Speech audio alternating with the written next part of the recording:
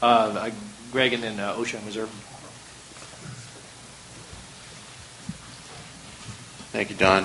Greg Zlotnick with the State and Federal Contractors. Just very quickly in one sandpaper attempt on your list of near-term strategies under item 1.2.2. I think it's probably your intent, and just on the third line where you talk about developing the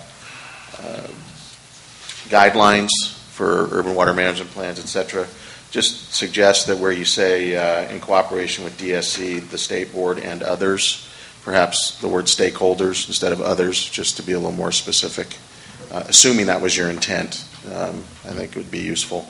And then I'm sorry the chairman left, but I would like to put on the record and explain for the rest of the council members on the comment about maintenance of the State Water Project and the concerns about money and the backlog, and somehow those are connected.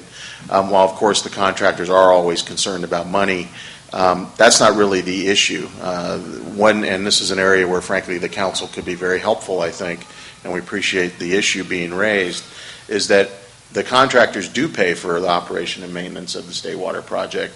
And the problem that has arisen over the years, particularly during these difficult budget times, is that even though there's little or no budget benefit to applying the furlough issue and the hiring freeze issue to those employees that would work on the State Water Project and be paid for by the contractors, not out of the general fund, the administrations generally have applied those rules against the Department of Water Resources. So even though there's really no budget reason to do it, the department and the State Water Project have suffered from those policies and not been able to maintain the employee level to do that maintenance. So that's an important distinction. DWR, Ms. Hoffman-Florkey, gave us a memo for possible use in the Delta plan on exactly that question, and maybe the staff could find that memo and give it to the council. I mean, it's intended to be a public document, but it was their kind of argument summary. Right, and I think that's related to your 1.1.1.